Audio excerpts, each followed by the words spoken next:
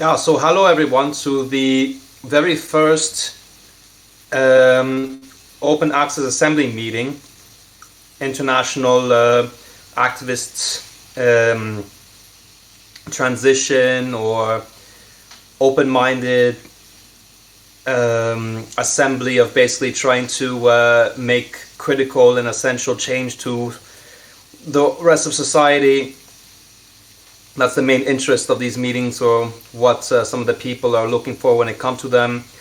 Hosted by the Zeitgeist movements, and welcome everyone that has joined it today.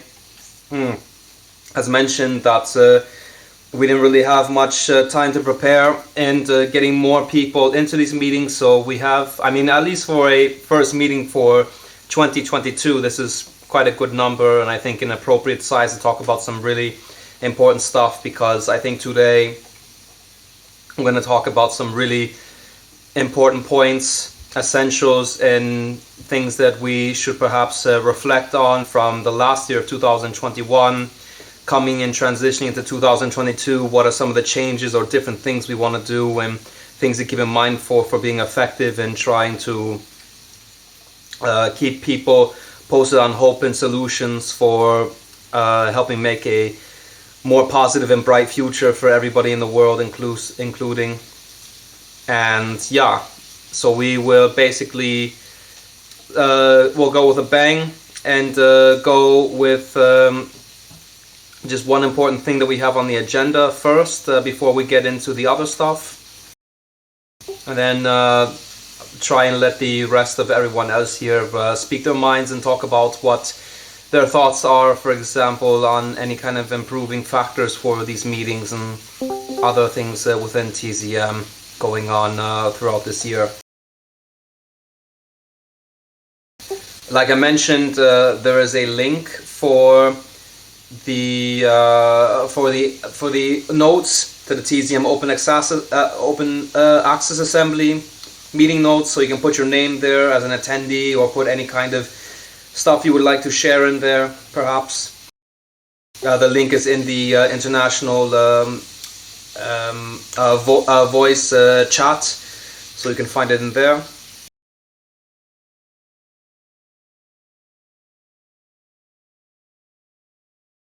One second.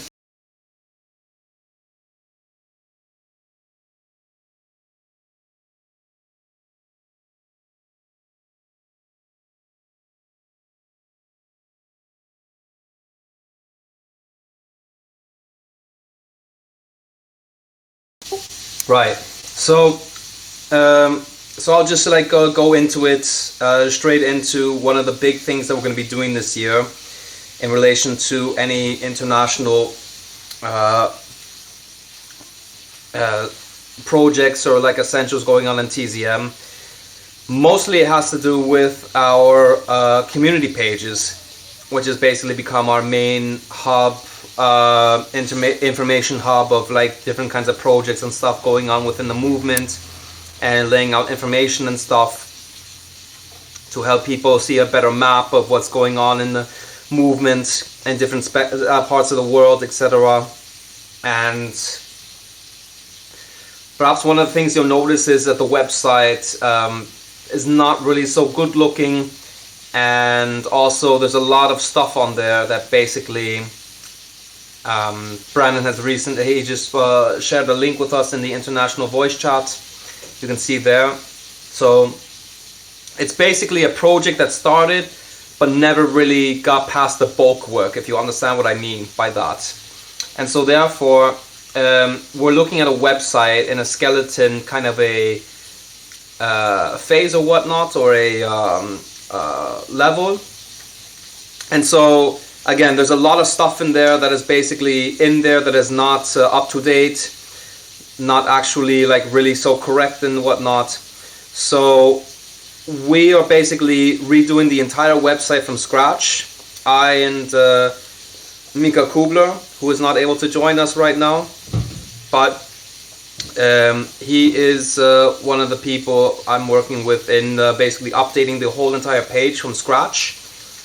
And like again, as I mentioned, a lot of stuff you'll see on there is not up to date and really really practical for helping you get to the best leading information of what's actively going on in TZM. So I wouldn't really take it too hard, or I'd not pay too much attention to what's on there right now. Of course, some of the links there to the Discord server, the code of conduct, Telegram group, and Facebook links. I mean, those of course are still working, but just the information and stuff, and also the layout. We're going to completely do the whole website from scratch.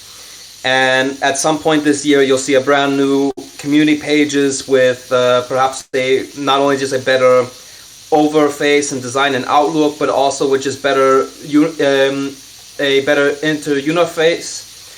interface that will make it very easy for people that are wanting to get involved in TZM or these projects for the very first time, and they will be able to find stuff very easily, so to say.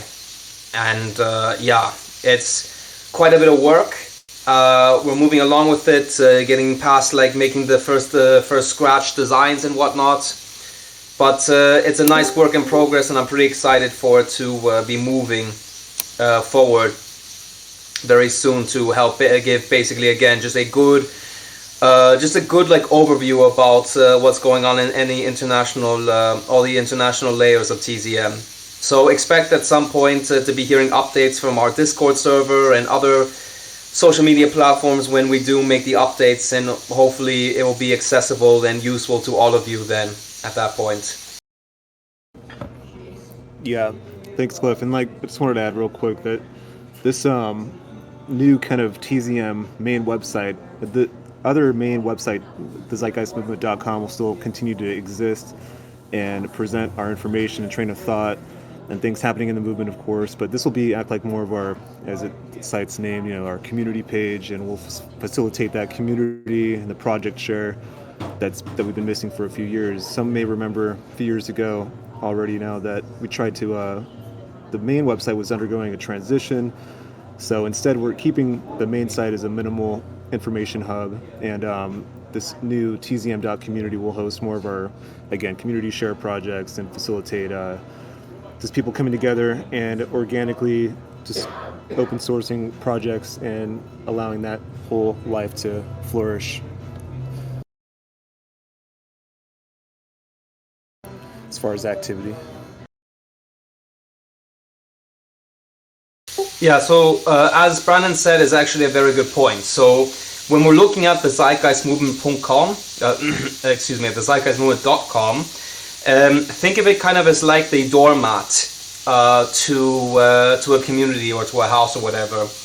And that's basically the site where basically you have like the very basic bulk information about the zeitgeist movement, just like overall bits and details and some things to just basically understand what the movement is about and what kind of things get organized and projects that go on, etc. And then the community pages is supposed to be a little bit more compact. There's more layers to it. You begin to see like all the different stuff that we're all doing or whatever, and there's going to be a lot more kind of like different things going on. It's also going to be a multi-language page, so it's not just going to be in English. You're going to be able to select the site in the upper right corner if you want to view the page in English or in German, Russian, Ukrainian, Mongolian, Icelandic, etc. It will be available in multiple languages. And again, you'll be able to see like a feed of like all the different stuff going on in the movement and all the different realms and whatnot. So that's going to be like more for the people like active in the movement that want to see like some more resources or need resources for something they're doing. While the zeitgeistmovement.com page is more of just for people for the first time, never even hearing about what TZM is about or what's going on. It will be more for that utilization, basically. Exactly, as Brandon wrote.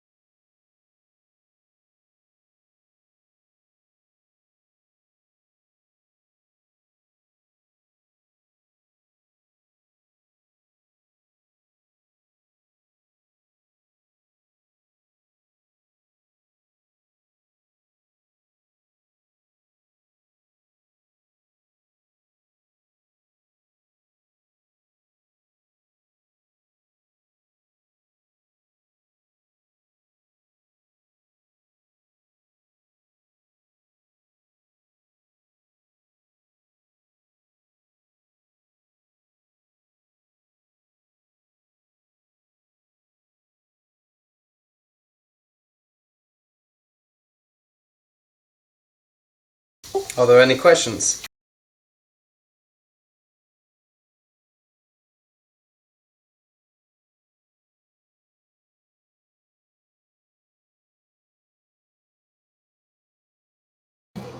Nope. Right. Well, as I mentioned, is that there'll be further updates and stuff going on this in the future. But for now, just right now, it's don't expect the site to change or look any different than it is right now. It's just gonna sit as it is until we actually be at the very first hurdle of updates on the site. And again, when that happens, you all will be notified and you can check it out and give feedback, etc. So I guess then let's move on to the next point of the agenda, basically, which is the 2022 vision. And so maybe Brandon or Tom, do you guys want to begin with that? And then, of course, letting everybody pitch in to share their thoughts on that as well. Sure. Yeah, it is a collective, I mean, input thing that I just threw that up there. I mean, and you kind of already kicked it off, Cliff, as far as, I mean, looking back on our past year and, pulling the wisdom learned from certain things and taking it forward to 2022. But, I mean, yeah, we remain, I mean, as a movement, we still stand by our train of thought, of course. Scientific principles, holistic, structural, systems approach to society. That the technical approach, scientific fruits can alleviate a lot of the world's problems, and we have focused on cultural issues, of course, like bias and the identity stuff, and these narratives and false notions of class and race, and that resources are scarce, and that these assumptions of human nature and whatnot, we address those. And on that note, we remain very focused as a movement on awareness, building awareness and understanding, advancing human knowledge, which is critical for human progress to be unlocked. For us to collectively move society in any kind of direction, we have to get on page. And there's this movie that has gone viral lately, that's Don't Look Up movie, that maybe some of you saw, but this failure, from the movies so reflects our, what we go through in these times of just not being able to get on page with what is actually happening, and then we can't, properly act. So basically just wanted to reiterate the focus of the need to build awareness, and that comes in many different forms, obviously. From just, communication and discourse is critical.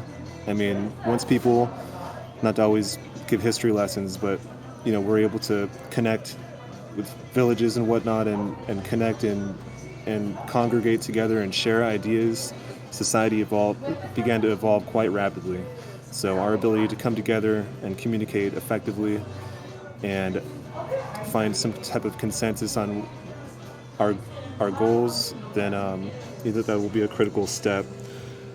But oh yeah, it's just that it comes in many forms. It can be discourse, it could be content production, which also comes in many forms too. And there's just a lot of projects out there that I'm sure many can bring up and share. And we need all those. We need an everything at once approach. We need a diversity of approaches. That's technical, cultural awareness, physical infrastructure, experimental type stuff, political, educational, So, yeah, I guess I'll yield the floor to Woody and anyone else who wanted to pick up from what I was just saying. Not really sure what to add to that, but I think our plan is to have a meeting at some point soon. We're organising it to work out what our strategy is for 2022. So once we've had that meeting and we've sort of thrown around a few ideas, we'll come back to the next international meeting and relay what we've spoken about.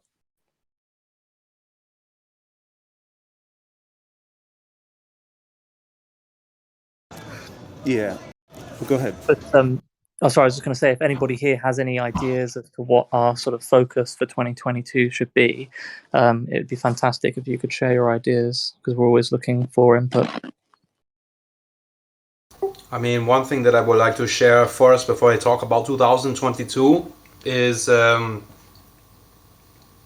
just go back to 2021 and what a year that was, basically. What 2021 for me was is that it was, again, another year dealing with the struggle that all of us have, on a personal level or on an organization level with TZM, etc. You know, with the COVID pandemic and the restrictions we have to deal with during that, which limits a lot of our ability to really like take off and like do like some amazing things. So we have to make do with that. Last year, we did not really have any. We did not really have like too many physical events going on. There were only just a handful of meetings that actually took place within the Zeitgeist movement in some places, such as here in Iceland or in Mongolia and Ukraine and Czech Republic, from what I understood as well. And in Italy, Germany, but there really wasn't much else like going on. There were like some meetings going on and stuff, and of course a lot of our activity in the movement was taking place over here on Discord or on other internet platforms, etc. So there was that. But also the other thing is that what was really cool is that last year we had our very first global main event of Z-Day, one of the main events hosted by the Zeitgeist movement, hosted in Mongolia, in the capital city Ulaanbaatar, which was the first time that TZM ever held a global event in Asia. And so despite a pandemic and the challenges that went through with language barrier and with all the other things going on, the struggles that the people in Mongolia had to go through in order to pull the event off, it happened. They did it. It was successful. It was really good. We had it, and now we're looking forward towards the future where TZM Mongolia, they passed on the Z-Day torch over to Ukraine, which is where we'll be seeing Global Z-Day this year. But of course, you know, there was a lot of talk, a lot of structural stuff going on. We saw also the full effects usage of the code of conduct for the entire year of last year, and which gave a better basis of people of better realizing what kind of behavior expectations there are of people, how they behave and treat or get active in TZM, etc. So that was very positive, and that there's better guidelines for that.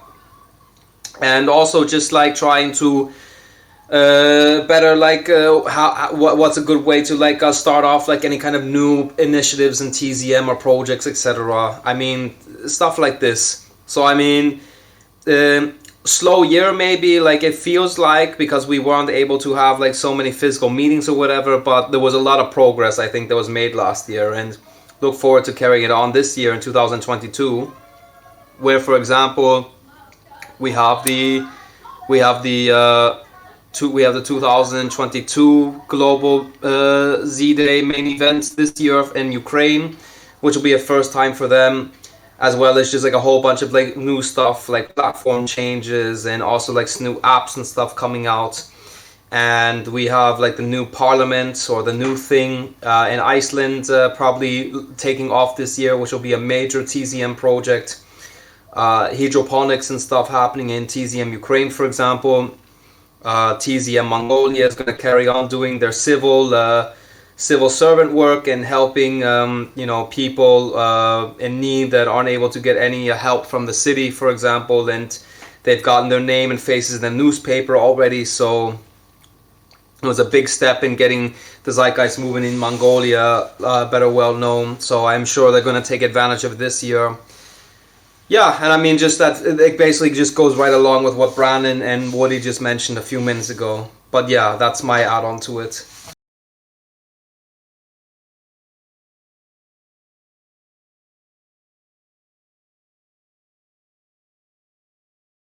may I ask for some more insight on the Zeitgeist movement's involvement with the Icelandic parliamentary reform, and could you give us a little bit more information just how Iceland's doing with their repoliticizing in a direct democracy like sense, if that's okay? Sure. Well, I mean, one thing I can answer for is that we had, I mean, every single speaker that was speaking at the 2020 Global Z Day is a member of the new constitution for Parliament, which is making big pushes to get being set into force. And there's everybody, including there's a lot of people in Parliament, including the Prime Minister, that recognizes and knows the existence of TZM. And originally, I was supposed to have an interview with the Prime Minister of Iceland to talk about TZM related stuff and the future of Iceland, etc. It's been completely postponed because of just the ongoing COVID stuff and just like the unavailability of speaking to the Prime Minister and stuff. But hope to maybe even try and get that finally done this year. And I mean, otherwise, yeah, I mean, there's a lot of people that look at the new constitution as basically a huge step in the direction of heading towards post-scarcity. It's not going to be the final solution, so to say, that will eventually or that will indefinitely bring it to that, but it's going to be a really big step closer. Things like recognizing just like simple stuff that should be already by law, like a human right, you know, stuff that you can't be like, you know, you can't deny anybody. This is already stuff that's basically already in law in Iceland, but I think it's kind of like sealing the deal with the new constitution.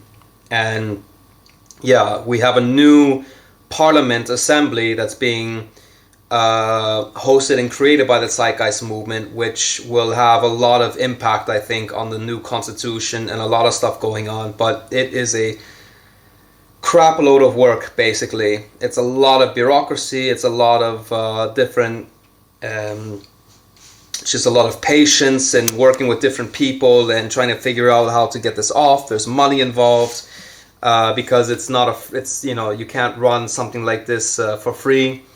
So there's a lot of work going into it, and that's also something I look forward to sharing more updates with you all about in the coming months of this year, for sure. Very cool, very cool. Thank you.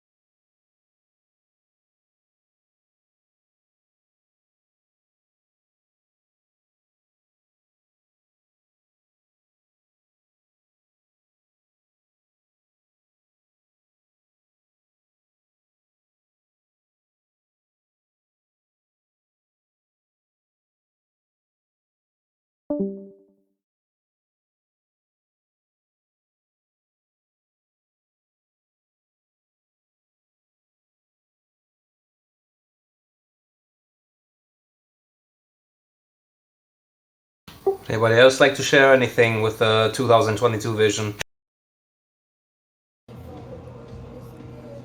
Well, sure. Just that, oh, one second.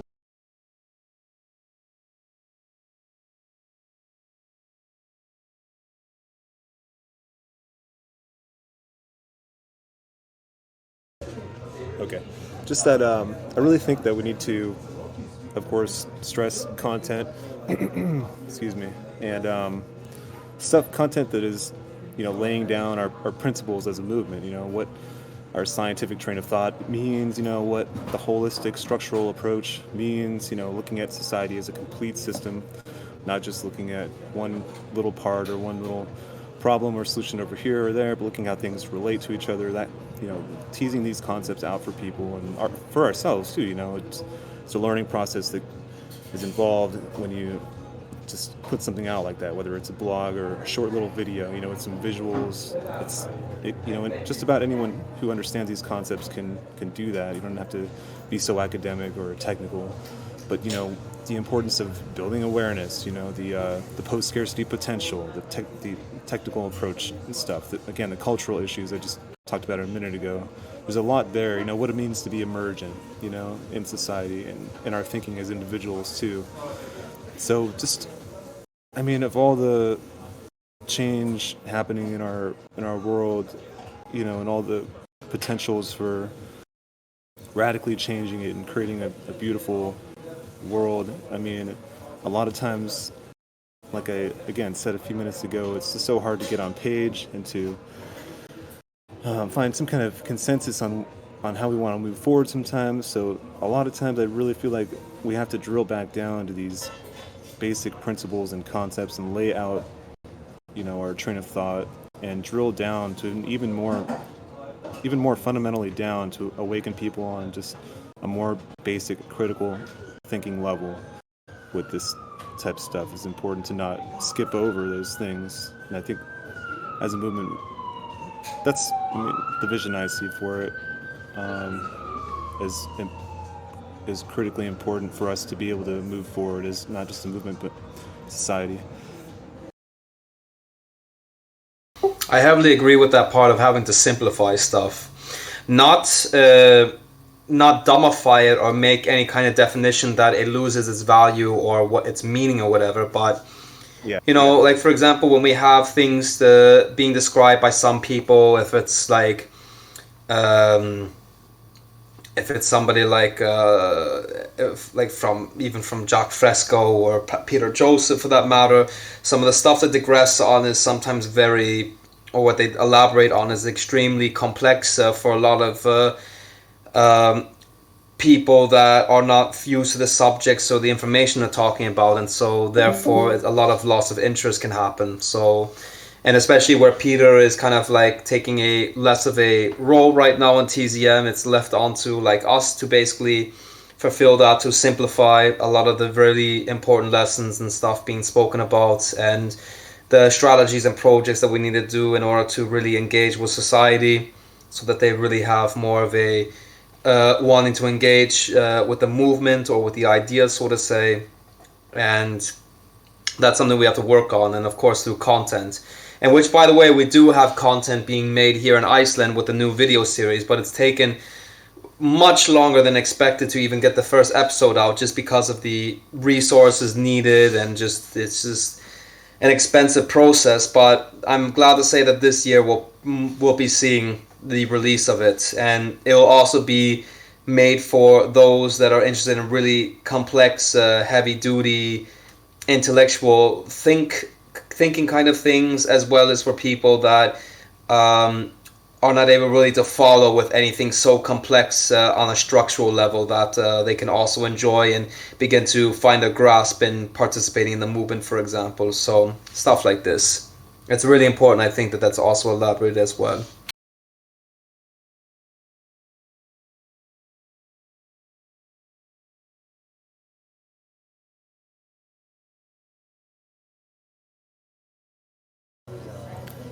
Yeah, just would love to hear from some of the other people that in here that I haven't really gotten a chance to talk to that much, but any ideas anyone else has, or questions, or things to run by?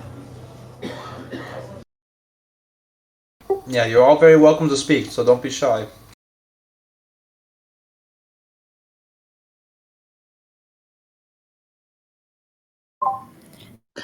Something I thought about recently. I've been watching loads of different videos, documentaries, and such, and there's actually quite a lot of good content out there that kind of pretty much is the sort of stuff that we would produce or would make, or goes along the same lines of the stuff that we talk about in the movement. And I thought, wouldn't it be interesting, because at the moment we do have a bit of a content drought. We're not producing a lot of content necessarily. we could kind of go through a lot of this other content that's out there and kind of collect it and pull it together and use that as a resource, not only as an example of the type of content that we would like people in TZM to produce, sort of the level of quality, but also use it as a sort of placeholder, sort of something that we can refer people to, like, hey, check out this video if you're interested in this particular aspect of the system or society or whatever it is. I know there's one YouTube channel that I follow called Our Changing Climate, and they did a video on that guy did a video on capitalism and the system, and I thought it was excellent. And I quite often refer people to that video when people are asking me about, what is actually wrong with the system.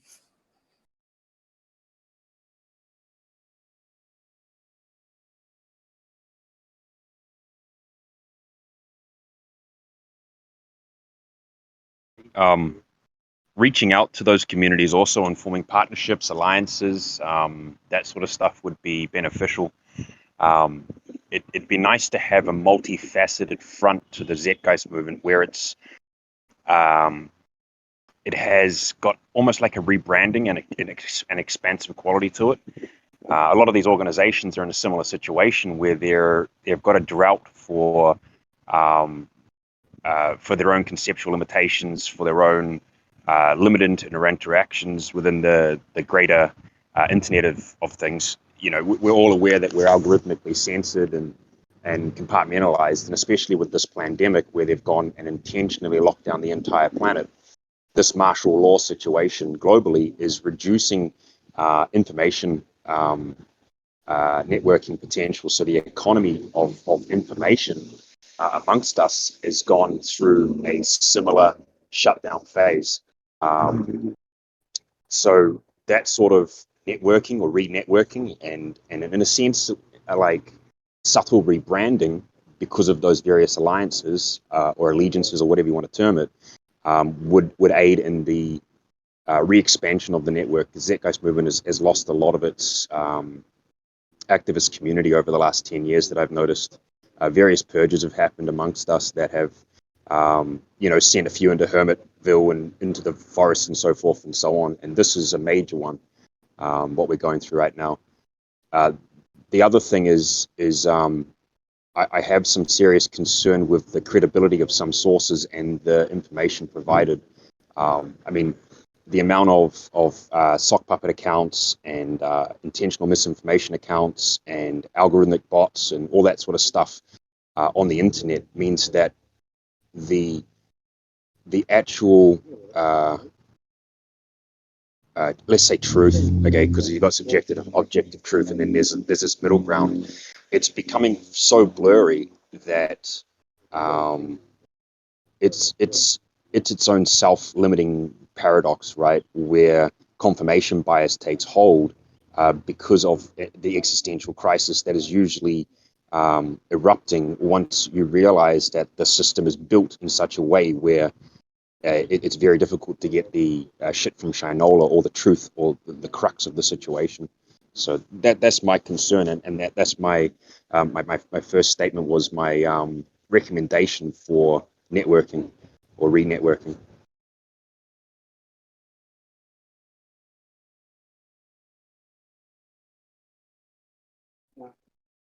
I'll be interested to see to what degree the Venus Project is still willing to interact. I know there was a bit of a split a while back, but they're still a viable technical institution. It's just finding that mutual centering point for both organizations. Both have taken an incredible amount of critique and unrightly in certain areas, personal attacks and so forth on Peter, on Jacques and all that sort of stuff. So,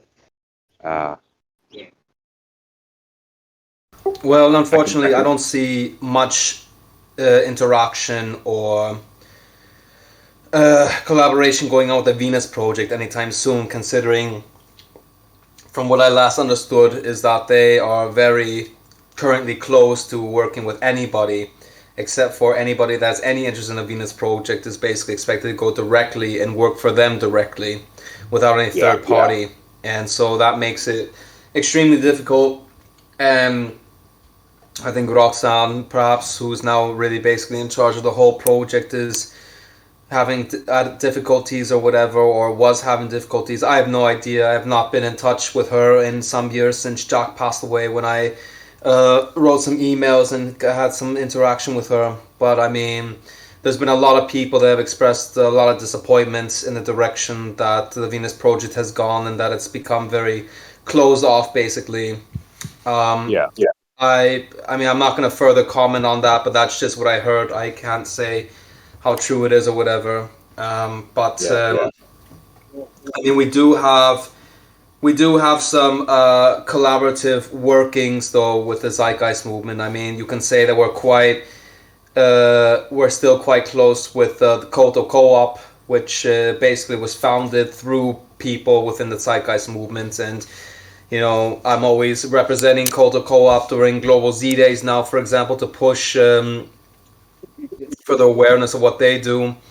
And for anybody that is not aware of it, Koto Co-op is a sustainable living community project founded in Finland. And the idea is basically to start a small-scale post-scarcity economy, not at the size and complexity of like the Venus project with you know, a big circular city or whatever, but it starts off with just some piece of land, and it basically is based off the same values of the Zeitgeist movement, and that the community is able to live in peace and harmony and with post-scarcity values, basically. And so this is working. This is rather close to the Zeitgeist movement right now, I would say. Along with the open source ecology, I would say, which kind of always has been kind of close with the Zeitgeist movement, because people from the movement have interchangeably been working and been involved with them, especially in Germany, and also food sharing projects. But yeah, and I mean, we've shared platforms together as well, and spoken at some events on behalf of this stuff. So I mean, you know, the collaboration stuff is there, but I don't think, and I actually hope to never see, that the Zeitgeist movement will say as a open mission statement of its own that we are the activist arm of blah blah blah. And I think that TZM needs to stand on its own 2 feet and move, which is what I highly advocate for, because even the Venus project dependability wasn't so helpful for TZM back in the day when it was first founded, I think. Yeah, I think that was the main reason why Jack fell out with Peter, was to do with, it wasn't necessarily egoic, it was rational, that the Zeitgeist movement had become quite radical and had started pushing the ideas beyond what Jack was ready to be included within. But I mean, fundamentally, we live on a co-creative planet where it is the complete interactability between all component parts of the system that actually functions as the economy on this earth. So to restrict oneself to a single title, i.e. the Zeitgeist movement, rather than a collaborative networking of movements, is in a sense fighting against the natural structuring of this earth. So it's sort of, from my sense, even if it's not openly visible to the public that you've got a networking alliance there, you've got some admin communication or some moderator communication or some various individuals that are willing to work on one step in the Zeitgeist movement, one step in this other community. Unification is what we need in this time of de-unification and discord, and clarity. Yeah, I mean, those are really good points too. And, you know, also like that very first point that I think is also what you made really important, is that how TZM became kind of a force of its own, and it moved past Jacques Fresco. And, you know, just to be also clear, like, I mean, when people, for example, will call TZM a Peter Joseph fan movement or film cult or whatever, I mean, TZM has also moved past Peter Joseph himself. I mean, he's got ideas that are a little bit different from the movements in some degrees, or vary a little bit. And I mean, TZM is a bunch of personalities and not just one. So I mean, John Fresco has definitely influenced TZM, and Peter Joseph especially the most as the founder. But I mean, this is a movement that grows and continues to from the base of all the different people that get involved and take part in it. And it's organic and grows at this type of level in a kind of like P2P, kind of like almost like a file sharing, interesting kind of model of growth, if you will, of how it expands. And yeah, I mean, basically, this new initiative, TZM 2.0, you can say is kind of like an initiative that is kind of like trying to go back to the basics of TZM, because there's been, of course, like some interesting times the movement has, there's been times where I guess I won't say the movement in general, but maybe there's been kind of like a misunderstanding of the movement, and there's also just been some things that were going on in the movement that weren't really sustainable, that really sufficient for keeping it going. And you can say TZM 2.0 is kind of like a clean slate, and going back to like some of the stuff like what Brandon was talking about, especially when going content creation wise and like embracing certain system or political mechanics that can be in favor of helping TZM grow, etc. So it's basically going into that. It's going into that how we're, kind of, if you will, rebranding, if you will, and just making a clear representation of TZM, because there are still so many people that think, oh yeah, TZM, that's the conspiracy movement, oh yeah, that's the films, or oh yeah, you guys are building the Venus Project or something, and there's like a lot of misunderstanding. So I think TZM 2.0, like this initiative, is to help clear that up, so there's a better, there's just a better, if you will, just a better outlook out there for people to grasp. And I think you've also got to tailor it to the general audience. I mean, a lot of the people that are coming into these activists are quite naive when it comes to the sociological impacts of propaganda. So when you raise the word conspiracy, now we have the constructed idiom where it's not just a conspiracy, it's a Well, conspiracy theories, that stuff is like completely out of place of TZM. It's not really so much of an interest, as though we do have people within the movement that do take a lot of entertainment in talking about them and expressing some interesting theories or stuff about them, but that's not like the main course of the purpose of TZM or what it's trying to accomplish or whatever.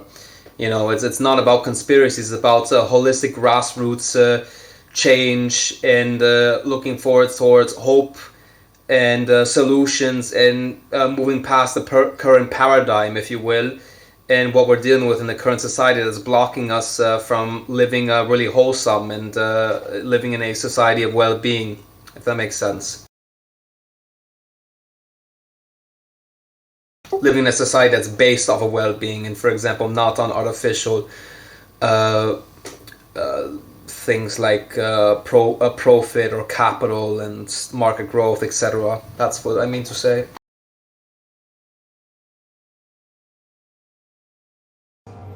Right. I mean, that term conspiracy is, of course, weaponized against a lot of people and works against the sharing of ideas and intellectual development. It's a way of shutting down critical thinking. But yeah, I mean, and there's a gray area that, I mean, what becomes conspiratorial and what is, observable and like objectively experienced in our corrupt society. Becomes a gray area. So yeah, Link, as far as the 2.0 stuff, just going back to the basics of, we can get away from some of the concepts at times, the train of thought and what that even means, and there's a lot of misunderstanding and people latching on to maybe just one little part of it and taking it maybe out of context. And that's fine. I mean, you can't control ideas, and you wouldn't want to. You want these things to get out and other movements to form and these things to just take their own life, and that's just how it is. But we do want to put the train of thought, as it were, together in a complete, synthesized, contextualized, sorry to be so wordy here, conceptualized way, where it ties people's just worldview and understanding together in a way that they can actually like take action and actually make sense of the world on their own, independently too, becoming their own independent thinkers and assessors of information and, of intentionality in people, so they're not manipulated, and so we can get somewhere. But also the 2.0 stuff is how we've evolved too, some of the mistakes we've made and experience learned as far as running the movement, and we have a much more open and healthy format now, and yeah, so that stuff's pending. It's all been written. There's so much. I hate to make more statements of what we're going to be doing, but a lot of the content has just been written. It just needs to be organized and produced into a final media form so that it's comprehensive for people and not rambling, and organized and released the right way. So there's a method to the madness. Sometimes you just have to grow your roots a little bit and reestablish a firm foundation conceptually and whatnot, and then go from there. Do you guys have a designated media team, those of whom are doing media drops and that sort of stuff? Or is it just if you get picked up by various media outlets, you'll run with it? It's just a team of people that continue to show up around here that get to know each other. Really, there's no official team or anything, but I mean, yeah. So just anyone who's around and wants to be a part of it and contributes. I mean, so it's still relatively organic, relatively anarchistic, which is good. It limits the ability for. It's got pros and cons due to that. Yeah, it's open and organic. Joanna, were you going to say something? Yeah, I would like to share my vision about the plans for 2022. But before, I would like to say something about the Venus Project and TZM.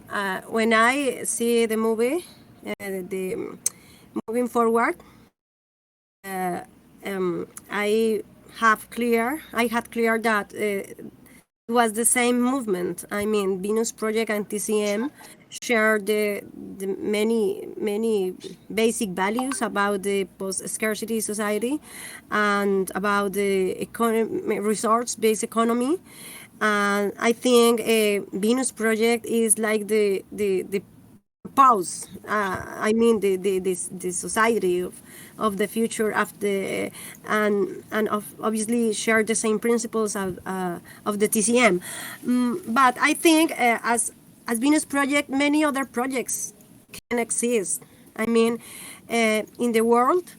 There are many people working on different things, and we don't know. We are not aware how many projects about new society can exist in the world in this moment. Maybe sharing the same principles of TCM. So I think we must not divide these two projects. I mean, Venus Project or many others, if they share the same principles, is what we are looking for. We are looking for a new society where we cannot, where we don't depend on money. So I think we must concentrate and focus on how to change the world in this moment. In fact, we think we are running out of time. We don't have time. We don't have more time. This is very urgent change. I don't know if you already watched the movie Don't Look Up with Leonardo DiCaprio. I mean, this is a perfect reflection of what happens today with the climate change and with our environment. We are destructing very quickly, very fast. The people is just not aware the need, the urgency of acting very quickly. So I think that in this year we must focus on on rich leaders, maybe people from companies, our CEOs, politics, and try to send a message to them.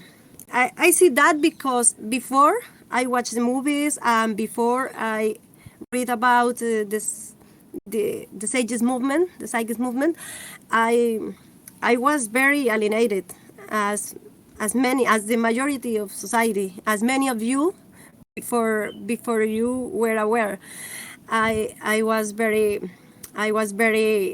comfortable with the society as it was, but after realize many things, I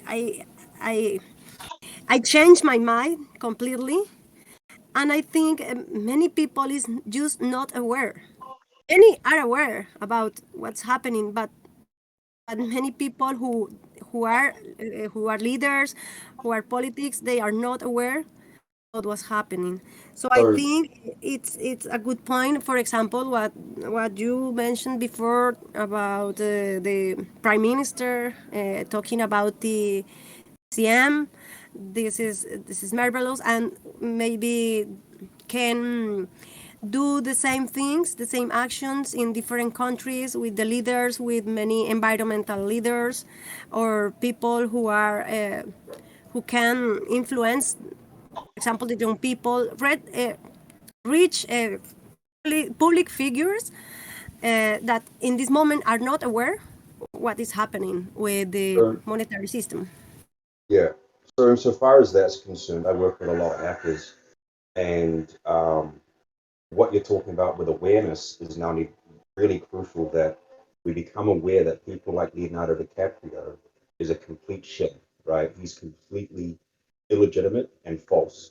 The documentaries he's done need to be under review and scientific review, right? Because Cowspiracy was a terrible example of statistical manipulation, and thus the manipulation of those of whom are unaware, right? And it gets promoted on mainstream media systems, and for the most ignorant to just get sucked into it. Okay, so there's significant research on it and significant evidence to suggest that the political elite are very aware it's actually happening.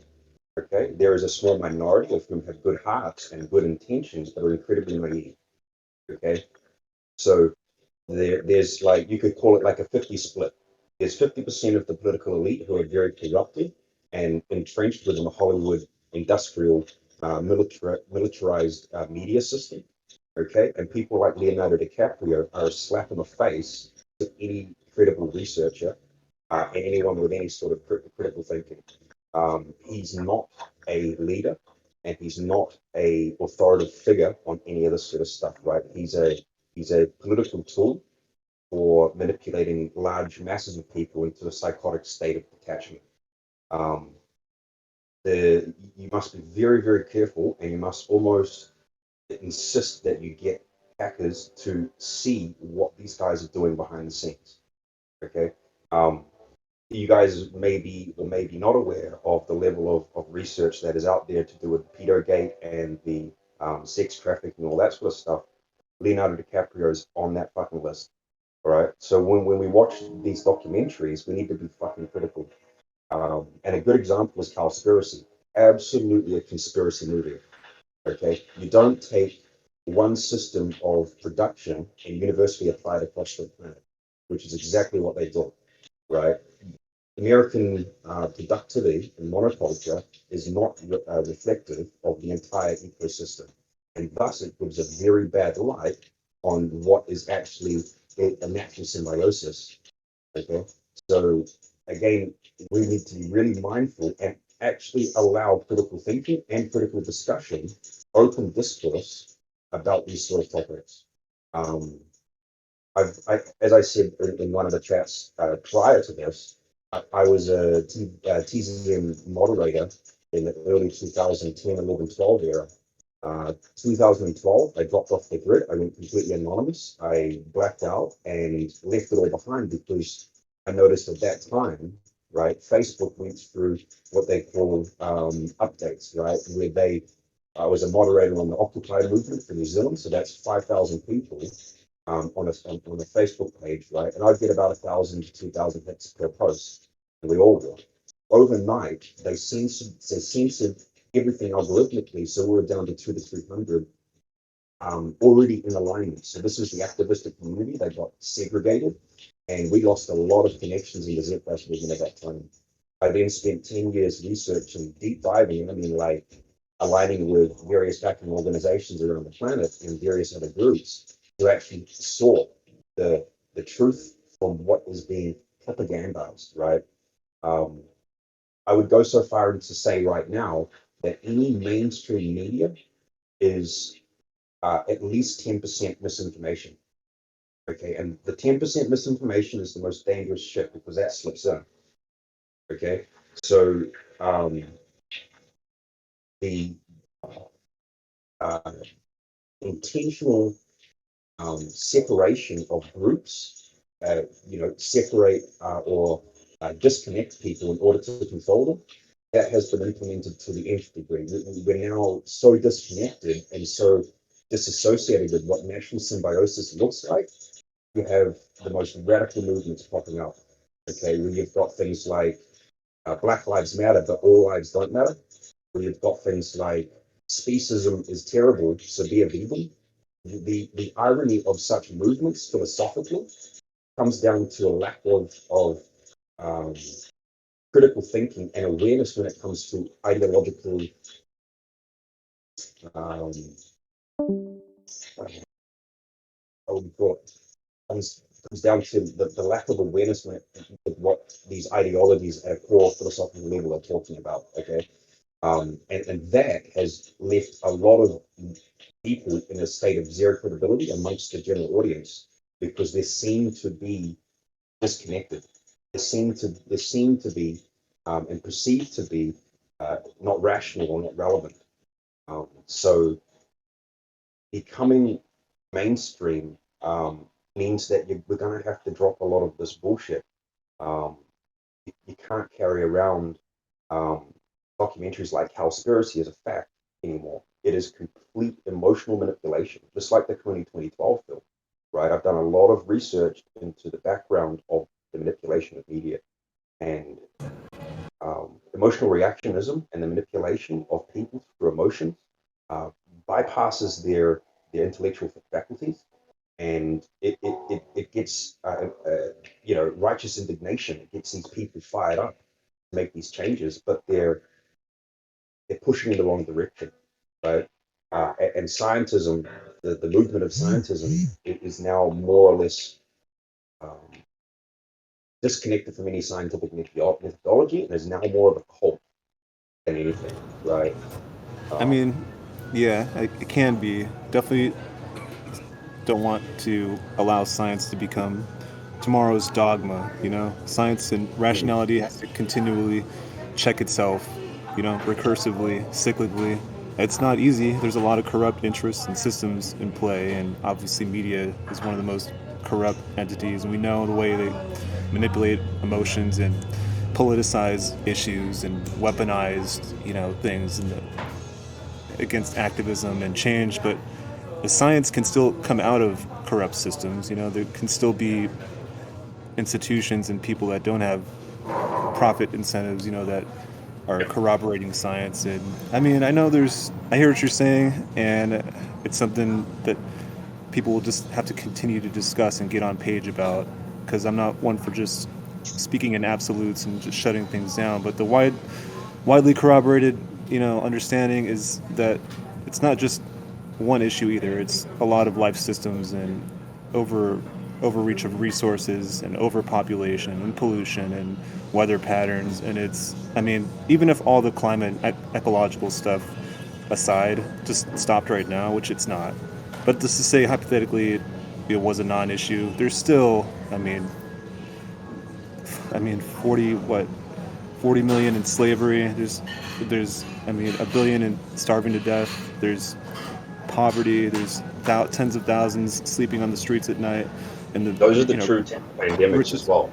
Countries, That's you know, the there's true political. pandemic. Yeah, exactly. We stay focused on those systemic issues, but we can also, you know, try to adhere to what science tells us as well. It's not an easy Yeah. or popular thing, but it's still work in progress. Yeah. But Scientism, if also, it goes to scientific methodology, it's sus, it's sweet, right? Your only limitation is the observer paradox and observation horizons, right? What you can't see, what you can't sense, conceptual limitations. But the methodology is fine. exactly. Yeah, the methodology of science itself, you know, but people can misuse it and use it for corrupt interests and what. But yeah, Joanna, just Yeah, thank you for sharing what you did. I appreciate that. But just going off of this point here, we do need more, media literacy and scientific literacy tools for people to be able to not be manipulated and be able to assess things and become, critically thinking free minds. And I'm working on a few of us are working to pull basic tools and principles for that, so we can put out a media and scientific literacy guide. Also working on a guide for constructive discourse that I'm trying to get people to collectively pull on that and put these yeah, out so we can have it for the community. And yeah, there's other documents too, on education, millennials, and has been working on stuff. And so there's documents we want to get out there so we can have them and put them up on our main site so people can just see these and we can improve in that way. yeah. That discourse one I appreciate. Something like nonviolent communication or NVC is an incredibly powerful tool, not just for becoming discernible, right? Because you're talking non-violently, but you're also being received non-violently. In other words, there's no. If you're familiar with Marshall Rosenberg's literature on nonviolent communication, it's holding a space where one can express oneself, and then the beings listening or the other side that's listening then repeats what they've understood back. So it's gaining that clarity, and there's no dissonance there when it comes to or entropy. It's a very powerful tool, and it will aid with that scientific digestion. Yep, a lot of our problems can be sourced back to the failure of communication. So I mean, Mhm. needless to say, but yeah, definitely will be good to get a guide for constructive discourse that can be a working doc too. We can add to it as we gain more insight from that. Yeah, that's the beauty of open source.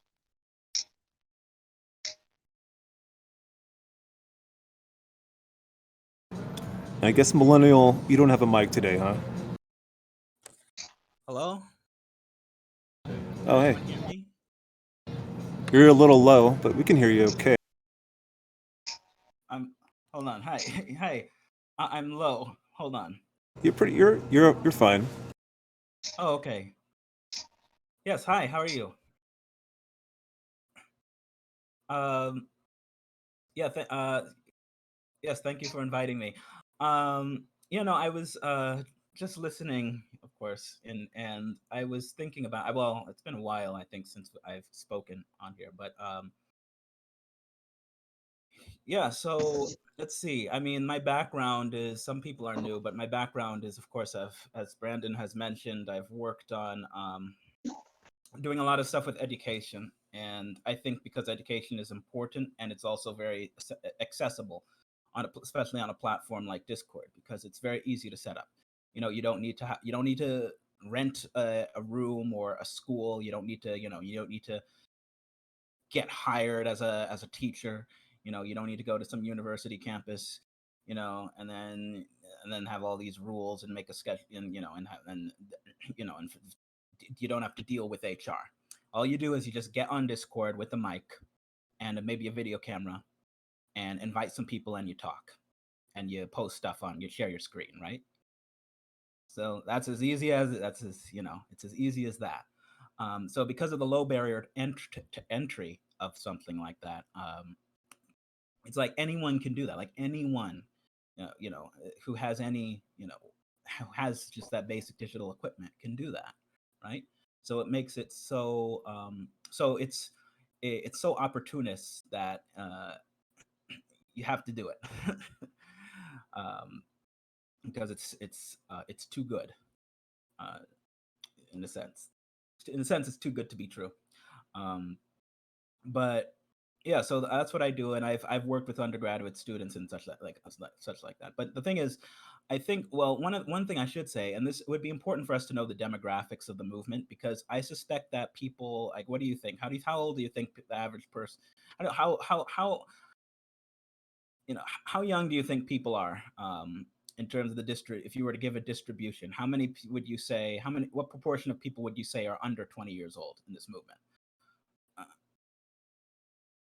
I find the Discord community to be quite a young community, but I'd say that the ZQuest movement would actually have a relatively unique split. Um, Especially the time when the ZQuest movement came up, I was noticing that I was getting like 60, 70-year-olds plus some 18s plus some 30s, and so it was a bit of a mixed audience. right, Um, right. it, what I'm finding right now is that there's a new wave, after multiple waves recently, of people, especially during this shutdown time, people are getting alternate media sort of sources and stuff. So you're getting a lot of this younger audience coming through. Um, but I mean, one thing that you can do, and this is what I've started on with servers, is you set up a role system, right? And people like to have their roles, where they're at in the world and whatnot. But you Right. also get feedback, but you only get feedback from a certain grouping of people, right, that are interactive with the role system.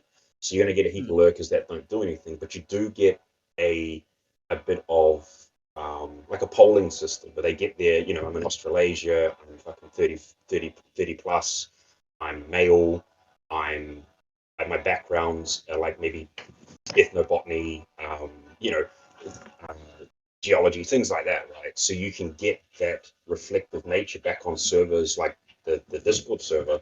And then people can also view that, right? So you go through and you click the roles and you can see how many people are also ethnobotanists or something like that. So you have that community networking plus community feedback. Um, and it's like a direct relay, right? So it's a Mm. constantly shifting or fluxing system of feedback. That's the reason why I really like the Discord server system. I think it is the Yeah. best UI for chat systems on the internet right Oh now. yeah. Yeah, and I mean the Discord is it's unbelievable. I mean, people have no idea what's going on here with this Discord. It's becoming a gargantuan. It's becoming a monster. Yeah, It's really taking over.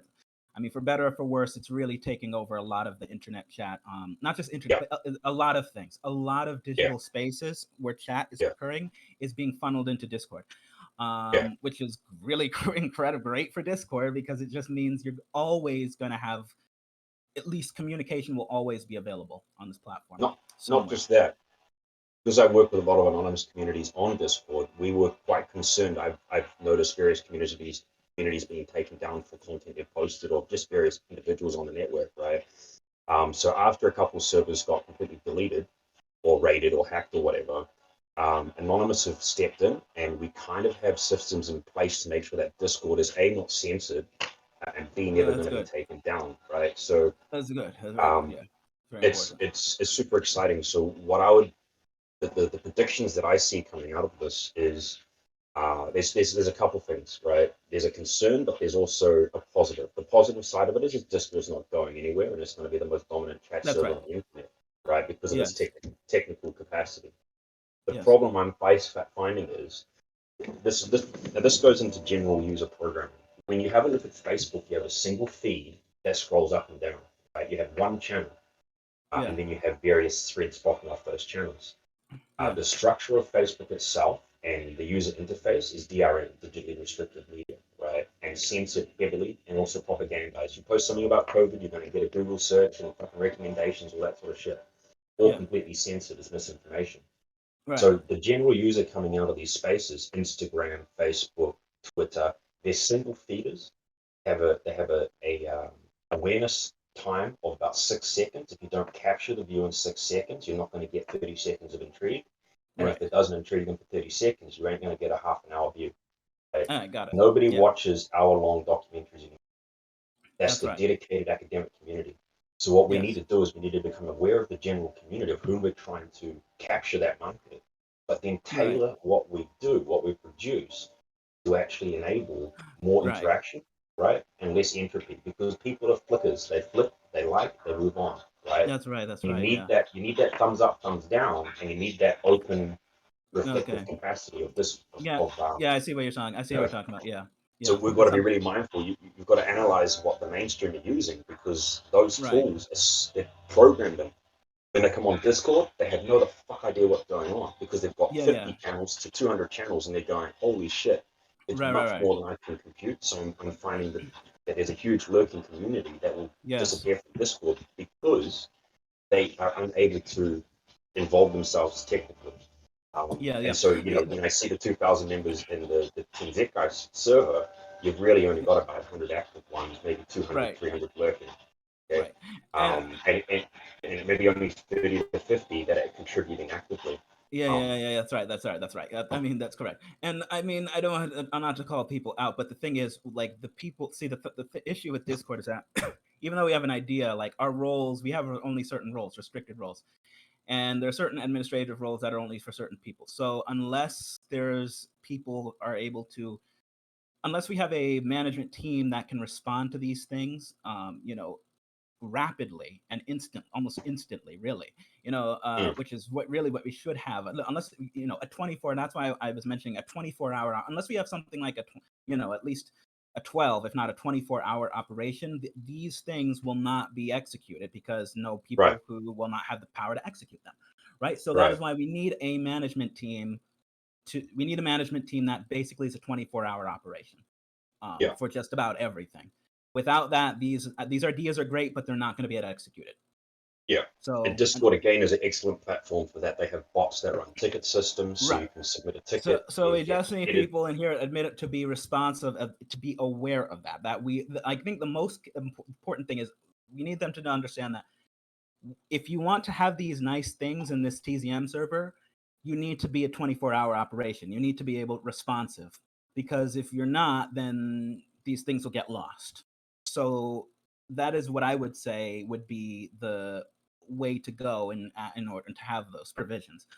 But on the so that's important. But I mean, on the other side, I think when you talk about demographics, I think there is. So here's a problem. And I don't know if you find this, but this is it's very true. Generally, as people age and get older, and mainly because of the economic system,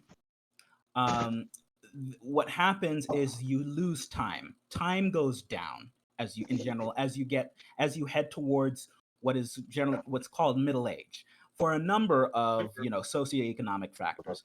Your time is every year by year is basically decreasing. So what that happens is that you have a sort of a bimodal thing going on, where you have the there's some background noise. So what you end up with a situation where you have a lot of young people who have the time and energy to do certain things, and you have a lot of older people who also have the time and energy to do things. But in the middle, you have sort of a vacuum. So a lot of the people who are available are generally going to be, and that's what you would expect. They're going to be people who are not working, who don't have these work and family responsibilities as much. And the problem with an aging community, the problem with our community, and this is really going to be a problem very soon in a few years, is that zeitgeist movement seems to be at an age where people are aging into middle age. And when that happens, the responsibilities of life start to take over and overwhelm, the user base. That's just what's going to happen. And so unless we have people, a recruiting sort of force or something like that, we're not going to have the manpower from younger people, right? And it's probably going to be, mostly younger males, but also females as well. And we won't have that to sort of replace what's being lost, because right now we're in a critical point where I mean, TZM is aging towards further and further towards middle age, I think pretty rapidly. Now that might be offset by some of the people, by some of the young people who are coming in.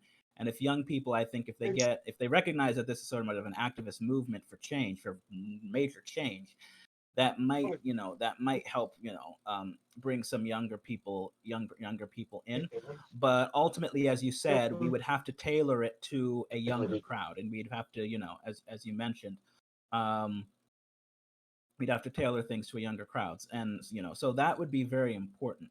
And I mean, the other thing is, I the other thing is, I think our main focus has to be this issue of financialization and being in the socioeconomic system, because this is the one single thing that really takes freedom away. Um, More so than just about anything else, in terms of large populations.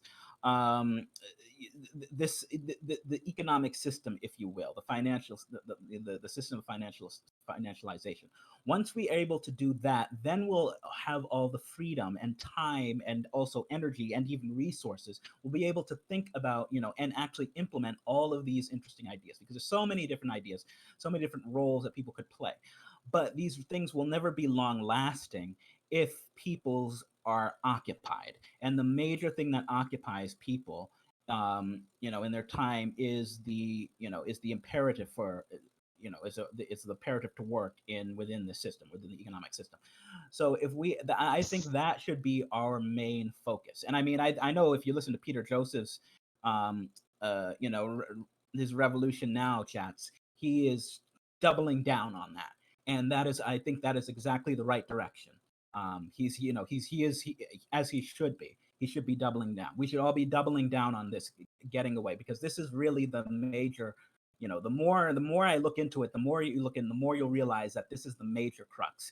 And in terms of freeing up the ability for us to recruit, have people on hand and resources on hand, and being able to do so many things, at such a low cost, or completely free. Uh, so it's we always, I think, at every single meeting, that needs to be a major focus: how to incentivize people away from the financialization system, because networks are great, projects are absolutely great, excellent, education is excellent, and communication, I mean, content is great, but none of this will matter if people cannot implement, because they don't have the freedom. It will ultimately, in the long run, it will be almost like, it won't go anywhere. It will just be a bunch of ideas and a bunch of words. It will just be word salad. That's a bunch of words, walls and walls of text. Yeah. Well, do you understand? Yeah. I think what Millennial just mentioned is really on key point, and I think it's something that a lot of people within the Zeitgeist movement should have been thinking and been more aware about since for over a decade, perhaps, especially when that first like big wave of activism and people getting involved took place because it's true. I mean, there's been a lot of stuff down. Anna, I'm just gonna mute you for a second while I'm speaking because your mic just keeps going on and we hear background noise. So Is excuse that me. me? Yes, I just temporarily muted you. I'm gonna unmute you when I'm done speaking, so there's no interference. So basically, what I want to say in reply to Millennial is that I think the generation analysis or explanation is something really important to talk about. And one thing that I think has been very fascinating, and that this is perhaps something not very well known, perhaps by everybody within the movement, but we have actually indeed received a lot of the former activists that we know of very well, that we saw doing global presentations at global events, or talking in TeamSpeak, or talking in the former TZM radio podcast, etc. Maybe they are gone and they've moved on to do their own things. We've lost some of those people, and we've lost many others getting involved in other stuff or losing interest, etc.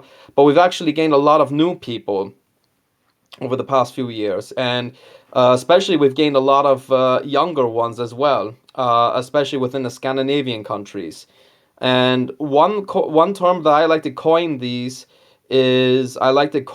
people personally, the second wave TZM generation. So as Woody perhaps likes to joke about that, so the first wave, the first generation of TZM, the old timers, the ones with crunching backs and hairy asses and bald heads now.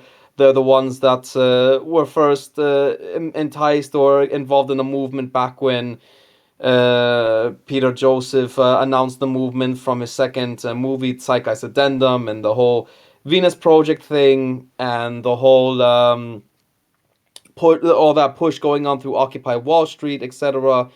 And that's the first generation of TZM. And I would normally say that that was up until 2017, up until we started to do a lot of beginning to do a lot of radical structural change within the Zeitgeist movement, which eventually would be coined TZM 2.0 at that point. But at that same point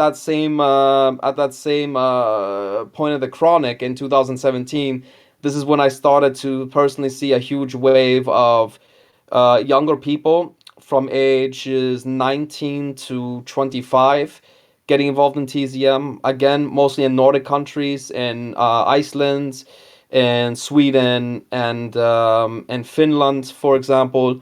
So these were people that were getting involved in the movement, and they weren't getting. Also, what was interesting is they weren't getting involved because they saw the Zeitgeist films or whatever, or they heard about the Venus Project or whatever, but they were getting solely involved because they were already so impressed and they were so enthused from the actions of the first wave generation of TZM activists, actually.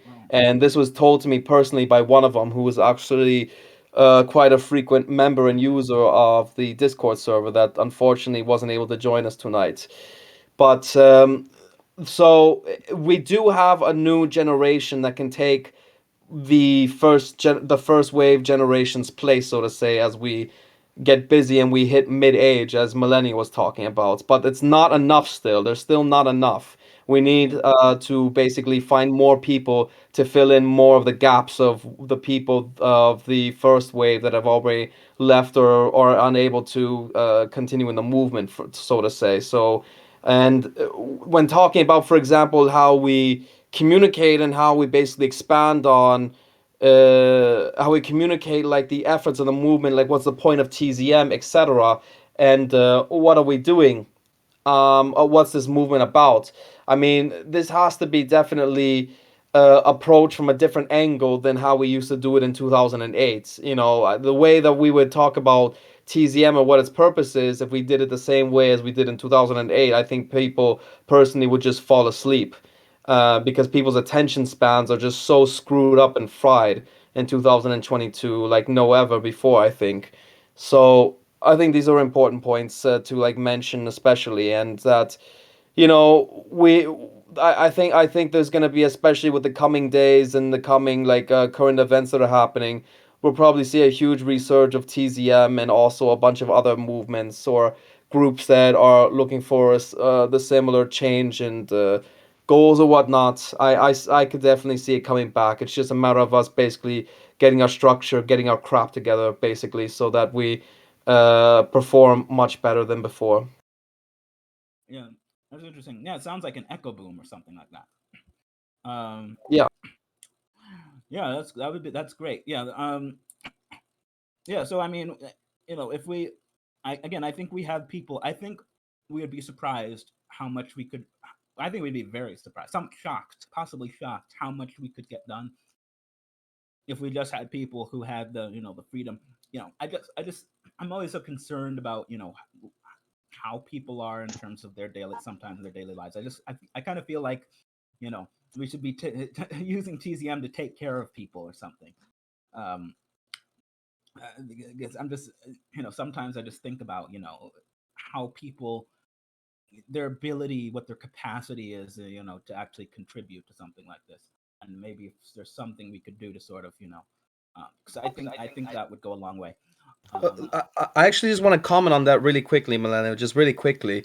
And that when I think about what you just said, like TZM taking care of like older people or whatnot, when I think about that, that's kind of like what TZM Mongolia does, for example, because they actually go to elderly homes in Mongolia that don't have as much funding as Western countries have, and they go in and they actually take care of people that that aren't able to get like that best care and stuff, and that's one of the things that they actually make a good name of TZM for in that country is for this. And I think this even went in the interview or newspaper or whatever that they were put into recently, that they take such actions and also breaking ice around sidewalks around these homes or whatever, and basically they give a very good name to TZM over there. And That's very good. and also that point that you mentioned about more Asians need to be in TZM. Again, that's why I mentioned earlier in the meeting. I think that's why that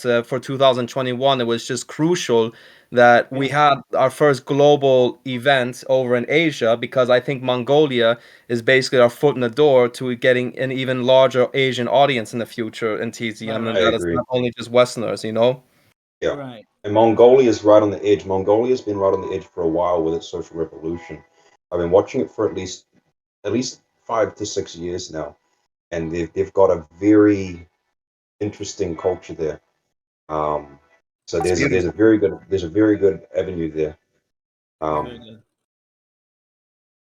good. and there's one thing I'd like to talk about, and so I've mentioned that potentially a roles channel where you can get that community feedback, and maybe a gifting channel where you have a TZM server, PayPal or cryptocurrency account of which people can donate to.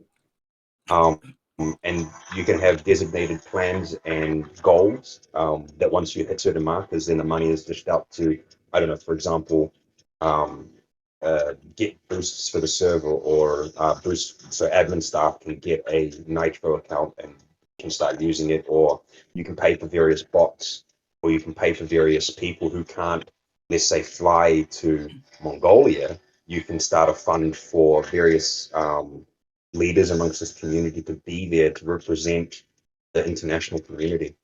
Um, Just to answer on some of that, we already have some of that. We actually have a brand new channel here on the Discord server called the Contributions channel. You can see it towards the very top in the first section of the server. It's mhm. currently empty because the things you mentioned are, it's a bit of a complex subject, because I mean Yes. it's because that the nature of the zeitgeist movement and money and the communication, the transparency has to be really crystal clear. And Yeah. when, for example, like when we're talking about money, we're talking very specifically that this is money not to TZM itself, because TZM is, it's a decentralized global network. And so when we're here on Discord right now, we're kind of like our own island with our own rules and our own little like government, if you will. That's perhaps not the best word to use, but we have our own little system. We're not being governed by another part or a higher part of the movement that's saying what we can do with money or what we can do and this and that or whatever. The only thing that kind of governs, or that basically is kind of like this, the standards for like whatever exists within the zeitgeist movement or even this Discord server is just simply the code of conduct, or like the basic mission statement. And as long as anything follows those two things, then whatever then flows then within TZM.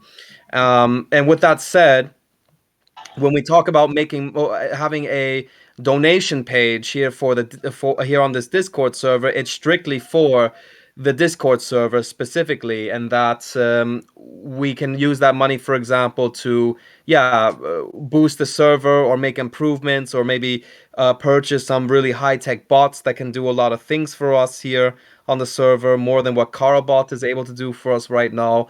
And when you say, for example, like, oh, if somebody wants to fly to Mongolia, speak at Z Day, technically we can do that, because I mean, but it has to be, for example, the Discord community, for example, that exists here to make that decision.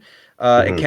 can't just be like this person in TZM whatever demands that the Discord server pays for this person's flight or whatever. It Right. doesn't. It just can't work like that. So and also whoever sends that donations, or like let's say that somebody purchases a Discord Nitro like what I've done, or like boosts the server. We can't just freeload off of people's contributions. I mean, we want to have this server fair, We wanted that it's accessible to everybody, no matter what, as long as, that they behave and they're just being resourceful and good. But if somebody's, for example, going to spend, like, let's say $400 and boosting this Discord server so that we're at like the very top of like the list of servers on Discord or whatever, then we have to give something back. We have to show some form of gratitude or whatever, not making that person like a VIP TZM, like I don't know, just like a super paid member or whatever. But we have to still do something and to what's the word I'm looking for? But to complement that gesture. Does it make sense what I'm saying? Mm. It's I, I get what you're saying. It's you've thought about it quite a lot, which is great. One thing I'd like to stress is I think we should get down to the crux of the definition or the ideological backing behind the word economy.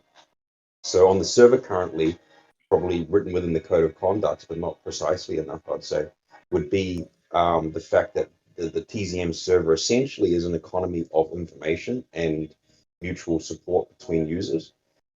So when you break down the word economy, when you go into the etymology of it and the origins of it, and especially the technical side of it, what you note is that current or energy flow between component parts of a system is what actually designates and defines an economy. So we're not actually just talking about fiat-based money, which is a scam, right? It's a pyramid scheme. We're also talking about the other schemes or systems of economic distribution and interactions. So getting on board with things like various cryptocurrency transition tools, right, or technologies to get us into a open source gifted economy is going to be critical, right? So we've got to designate like a 5-year plan, a 10-year plan, so that we can merge in with our current economic system and not disempower the organization, whilst I'm aiming for a more progressive stance on what the future economy will look like. So it's not really like taking a hit or sort of losing face in that sense when you're acknowledging the fact that these are transitory technologies and the end goal is clearly stated. Um, I can foresee at least 10 years of current economic systems with many collapses, many bubbles bursting, right? We've got major disclosures coming soon, major criminal networks that are going to be disintegrated. But the economy still needs to be there to track, and also um, uh, give the ability to those to do various things. Um, so maybe not having such a rigid line against the economic system, but integrating it in a neo or a new or hybridized way with the clear intent to transition into something better in the future. But I think with the contribution section, if you give a list of representatives and you give them the option to put their services up there for voting, I think a polling section would be pretty good um, to implement so that we can all vote on a certain representative if they're willing to be there to go to various global events or even just to speak on behalf of the community or various things like that. Um, but I see problems rising if we do not currently use the economic system to its advantage, right? So like siphoning out fiat-based currency and pooling it in places of which are going to be more progressive or economic systems which are one step above, right? So the lesser of two evils. Okay. And these bubbles, if they're not congruent, if they're not useful, or if they're corrupted, they will burst, right? And it's predicting those patterns and shifting before they happen is going to enable radical leaps for the movement. Well, I can emphasize this much is that, I mean, we've had a phase where the zeitgeist movement has for a very long time ignored um, any kind of recognition of needing money to make the movement go forward, and that we were going to basically be completely based off of just ticket sales for an event, or that we were just going to accept anything that people give to the movement. So instead of buying, like, let's say, a projector or a microphone, a speaker to speak on, that we were just going to wait for somebody to donate it to the movement, for example.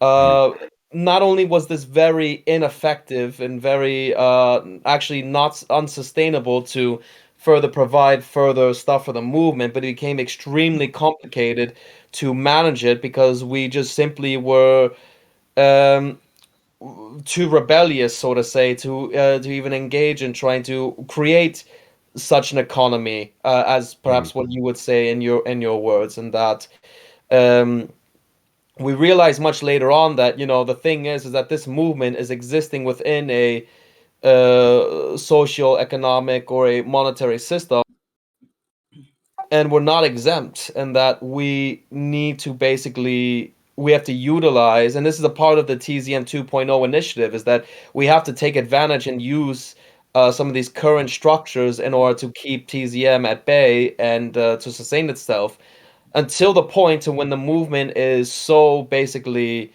um, it's so beyond and strong than what and able to sustain itself without any further external like support or whatever. Until that day comes, we're gonna need money.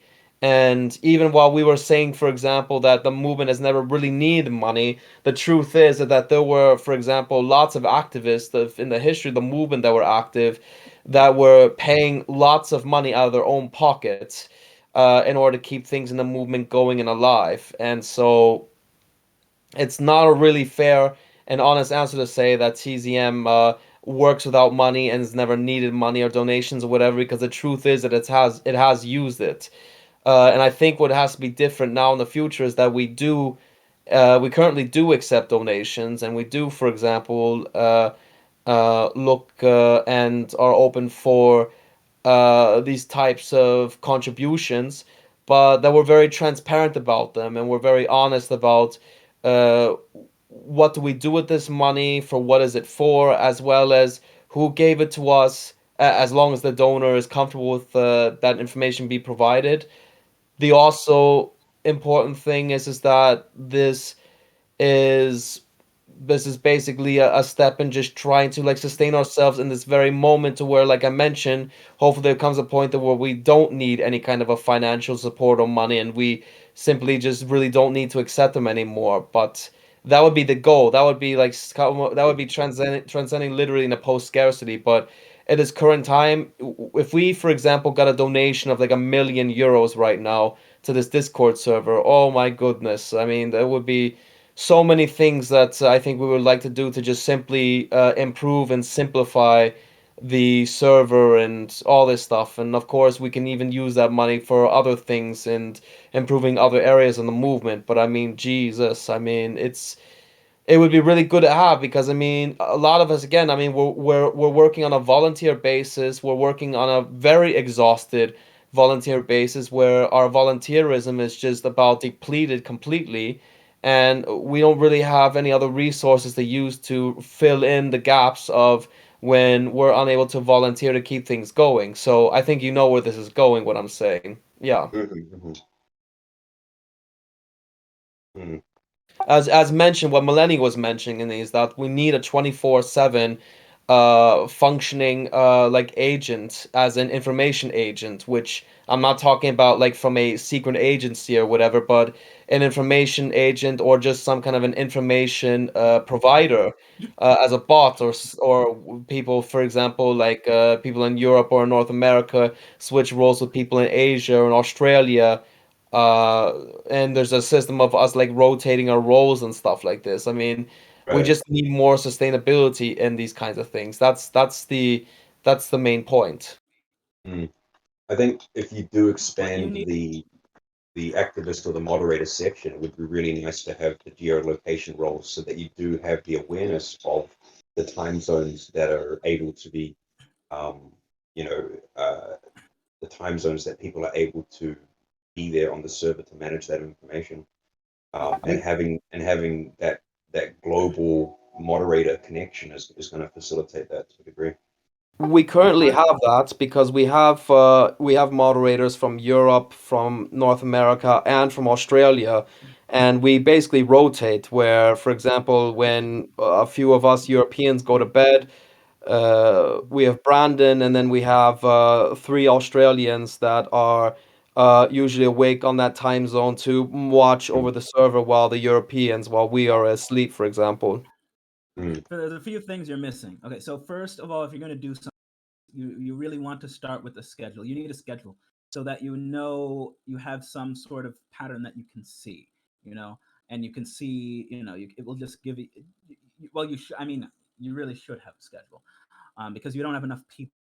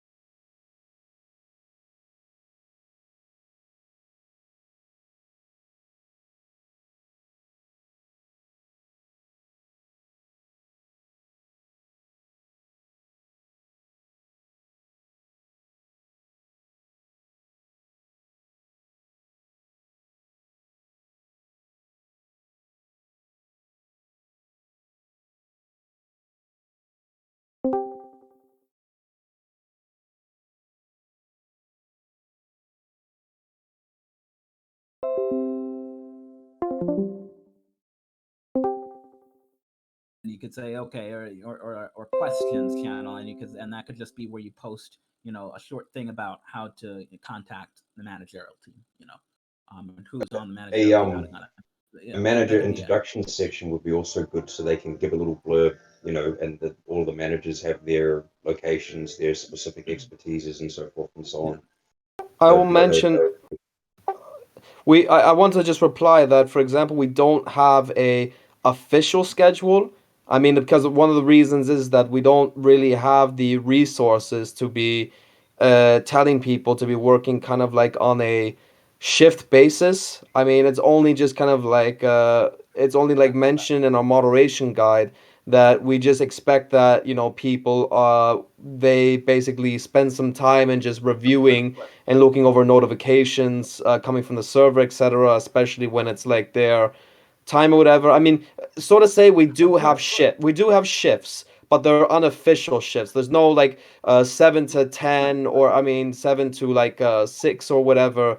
They're just kind of like, keep your phone on or whatever, you have Discord on, and just like make sure you're watching over it, because I mean, if something serious happens and it's kind of like under your watch and nobody was paying attention to it, then obviously the other moderators and other people in the community like get angry and upset.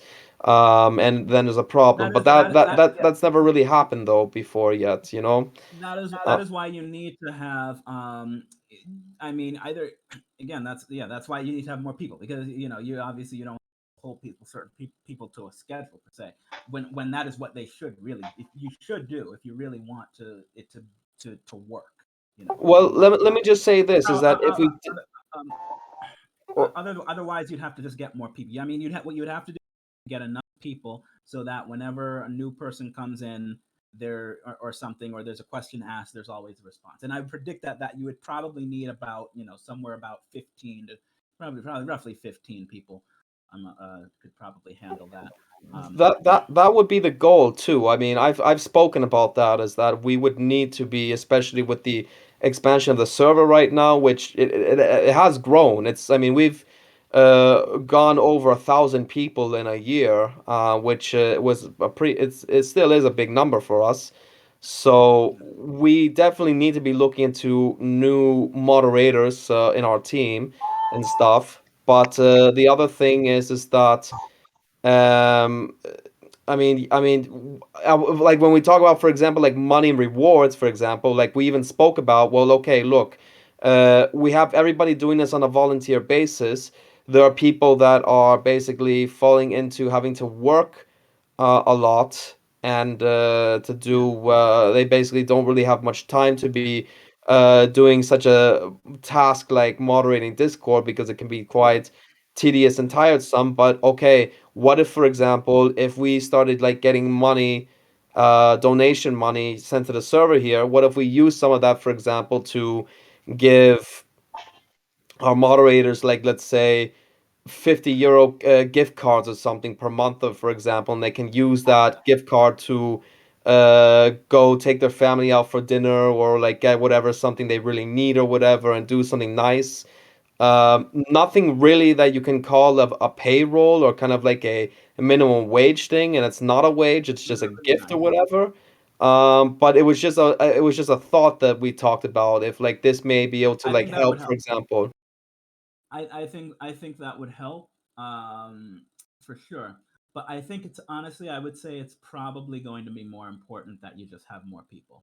To be honest. Well, so and Uh, that's the point, is that I think we're only gonna also get more people if we're able to Moderators. provide something back to them, because I mean the job Mm. Yeah. of moderating Discord, it's a difficult task. And let me just be Correct. clear that right now as we speak, I mean I'm finishing up the new moderators guide for this server, for the TZM Discord server, which basically over outlines all of like the procedures, and for example, if any kind of a situation that happens, or how we handle certain issues, or what do we do to better moderate, and how do we keep the peace in the server, etc., etc. There is actually going to be and actually, Millennial, you'll be very interested in this too, because it's actually a help wanted ad for the moderators role, and we have a very descriptive ad which describes and lists all the things of what we're looking for in new moderators for the server. So you'll all see it very soon, and we hope that we'll be able to find some good participants for that. Okay, that would be good. Yeah. One Yeah. I mean, thing. Oh, sorry. if I'm just looking on, like, if you go online, and you look at the mathematics Discord, again, mostly run by probably people mostly younger than us. They have probably about 50 people, I would say, perhaps maybe like roughly like 40, 30 to 50 people who sort of kind of respond, and if you post anything there, you'll get a response almost immediately, from the management team. And the number of people, I think the number of people who are on that server is, I can't remember it. I'm pretty sure it's over 60. It's probably getting closer to 100,000 people on the mathematics server. And so it's going to become, it's on its way to becoming one of the largest servers on Discord. And so that's about, so there's a certain number where, if you have generally, which will give you enough variability. If you had, again, I would say probably a 15 to 20 people. And again, they don't all have to be moderate. They don't all have to moderate. They just have to rotate. I mean, because you don't have to do everything overnight, because that's not necessarily what people. Because obviously, during the nighttime, generally certain periods of time, activity goes way down. So it becomes a lot easier for if there's just one or two people there during the periods of very low activity. That's all you need, right? So not everyone has to do everything. Exactly. But as long as you have just someone there to respond, at least at the very least, someone who is in a position to respond to people who are new, right? Newcomers, or people who ask a general question. As long as you have that, as long as there's always someone there, then that would constitute as a 24-hour operation. So Mm. yeah. Good One thing points. with the you're gonna give away like little gift cards or nitro packages and stuff. Implementing like another good feedback system that people don't have to see it, but what you can do is behind the scenes in the moderator section, you can have a channel which records the levels of participatory interactions from the users. So you can reset it every month or however long, and you'll find those who contribute the most. If you start to give that support back, gift cards and whatever, it's you get a how would you call it? You get a different type of involvement. But there's also the option there to see the level of interactability and the key players in the server, right? So you can get leaderboards and such. So the XP leveling system on Discord not only creates a feedback for the moderator community to manage, but it also creates like a gaming type of feedback loop where people start to become addicted to it in a good sense. They want to get that next level. They want to get that that position on the roles tier if you've got roles for it. Well, I was gonna say, just this goes in exactly in what you're talking about. Maybe Woody, would you like to further elaborate on the community contributor role a little bit?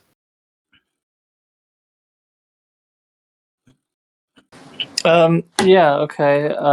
Give a little bit tired at the moment, but the community contributor role basically is a sort of soft moderator, in the sense that it's a role that's given to people who show that they are people who actively want to participate on the server, and spend a decent amount of time here, and have shown to be good community contributors, hence the name of the role. And the idea is that although they don't receive any specific powers, there is a community contributor channel which is exclusive to community contributors, which allows them to talk, but also allows them sort of a easy, direct means of communication with the admins and moderators, so that if there is any issues or problems on the server, the community contributors can kind of pick up on that, and notify us so that we can do something about it or help out in some way. So it's kind of risky to sort of hand out moderation powers to just anyone. So the idea is that we can give this role to people and they can kind of be our eyes and our ears, so to speak, but in some way contribute to the community and feel rewarded as well, because they get, a shiny role, a different color, private chat, all that sort of stuff. Yeah, so we haven't really properly advertised the role because we've been so busy with other stuff, including setting the role up. But I think this year is going to be the year where you're going to be at seeing properly introduced to the server, and we'll be looking for people interested in getting that role, especially. And you'll see that both the three of us, so I, Woody, and Brandon, have this role already. And a few others on the server do, but not many. But yeah, figure out how to get more people involved in that role, basically. If you guys don't mind, I wouldn't mind just pasting. I've gone. Some of you guys know I've gone and created a permaculture community server, right? And I'm just sitting on it. I'm stocking it full of resources, but I've got a structure there for roles and also the bot self-title roles. I don't know if you guys want to look at it, but if I can share that in international voice chat, then you guys can jump in, have a look at the structure of the server, have a look at the roles behind the scenes, and see what my creative vision is for structuring these sorts of communities, and see if it's applicable in some sense to be copy and pasted onto the Zeitgeist movement.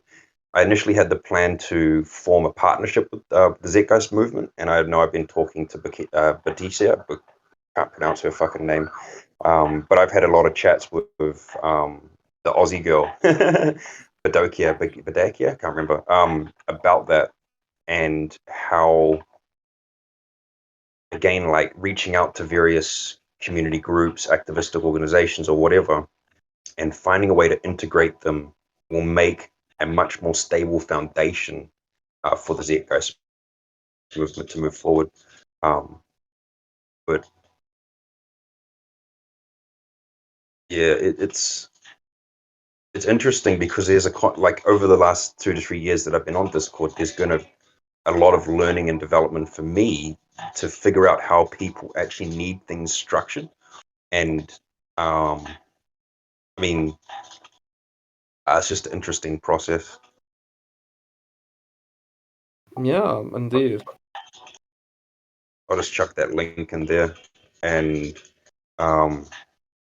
it's sort of like a little side project of mine that I'm working on, because the other permaculture communities on Discord are dead and structured very poorly.